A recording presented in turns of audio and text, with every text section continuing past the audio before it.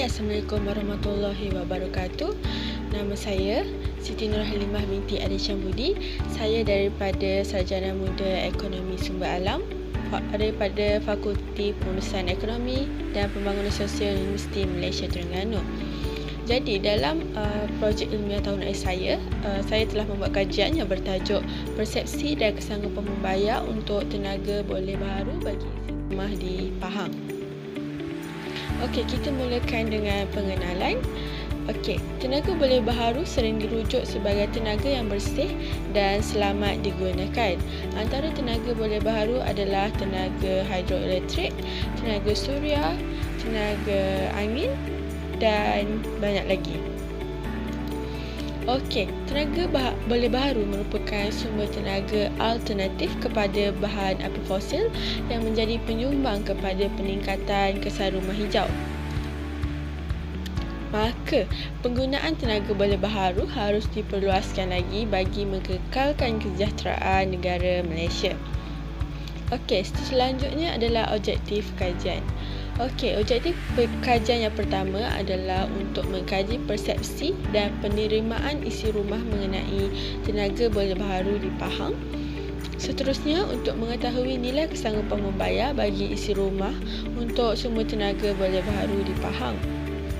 Dan yang ketiga adalah untuk melihat faktor-faktor yang mempengaruhi kesanggupan membayar bagi tenaga boleh baharu di Pahang.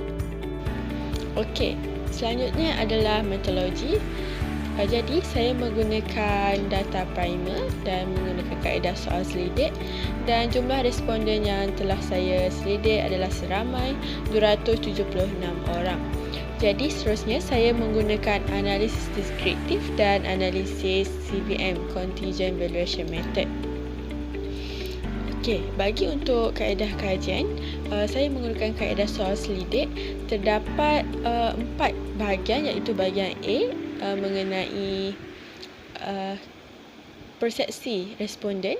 Bahagian B adalah memfokuskan tentang pengetahuan tentang ilmu tenaga boleh baharu. Bahagian C pula adalah mengenai kesanggupan membayar, dan bahagian D adalah biografi responden. Okey, ini adalah persamaan ekonometrik dalam kajian saya. Seterusnya, analisis data. Seperti yang kita tahu, saya menggunakan analisis deskriptif dan analisis contingent valuation method CVM. Dan kedua-kedua kaedah ini adalah saya menggunakan data. Okey, selanjutnya analisis deskriptif. Okey, analisis deskriptif yang saya lakukan adalah untuk melihat persepsi dan penerimaan tenaga boleh baharu. Antara contohnya adalah saya melihat kekerapan. Dilihat di sini, perempuan lebih banyak menjawab survey daripada lelaki. Seterusnya, di sini juga kita dapat melihat kekerapan yang tertinggi adalah responden yang bergaji antara 2,000 hingga 4,000 sebulan.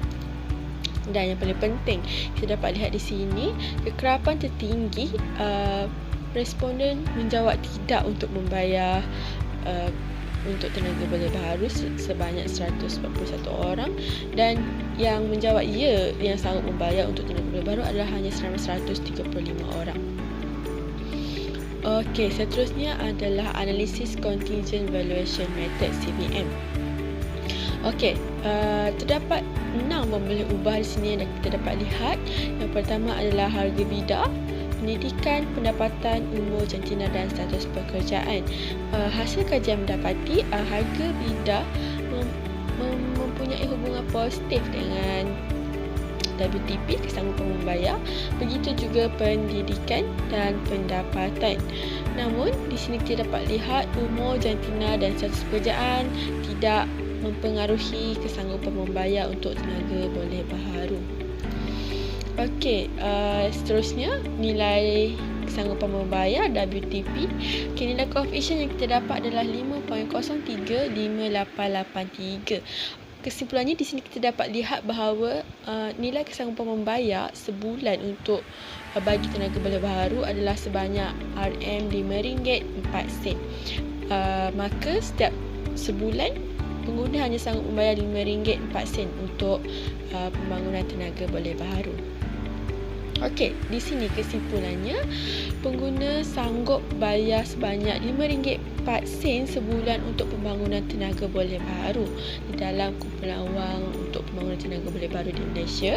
Seterusnya, tenaga boleh baru dilihat mampu mengurangkan penggunaan bahan api fosil sekiranya kita meningkatkan pembangunan lebih membangunlah tenaga boleh baru seperti tenaga suria dan tenaga hidro. Jadi di sini mengikut kajian ini kita dapat melihat bahawa tenaga boleh baru kita perlu ditingkatkan, meningkatkan tenaga boleh baru agar kehidupan negara kita lebih sejahtera. Seterusnya adalah rujukan. Rujukan pertama dalam kajian saya adalah oleh Hamidah Hanim binti Abdul Hamid, Ismawati binti Zakaria dan Muhammad Syukur bin Osman 2019, iaitu tentang tenaga boleh diperbarui bagi pencanaan tenaga elektrik di Malaysia. Satu kajian literature Journal on Technical and Vocational Education, Special Education and ASCO Volume 4 nombor 3. Seterusnya adalah Salsabila Ahmad, Muhammad Zainal Abidin Abdullah Sadin dan Suhaidi Syafi 2011, Current Perspective of the Renewable Energy Development in Malaysia, Renewable and Sustainable Energy Review Volume 15, Issue 2, Februari 2011, muka surat 897 hingga 904. Dan yang ketiga menunjukkan saya adalah Azlin A.A. Kamaluddin, Mahirah Sin MS 2018, Willingness to Pay for Renewable Energy, Evidence from Malaysia, Malaysia Household, Journal Economy Malaysia. Itu adalah 3 rujukan utama dalam kajian saya. Sekian sahaja daripada saya. Sekian, terima kasih.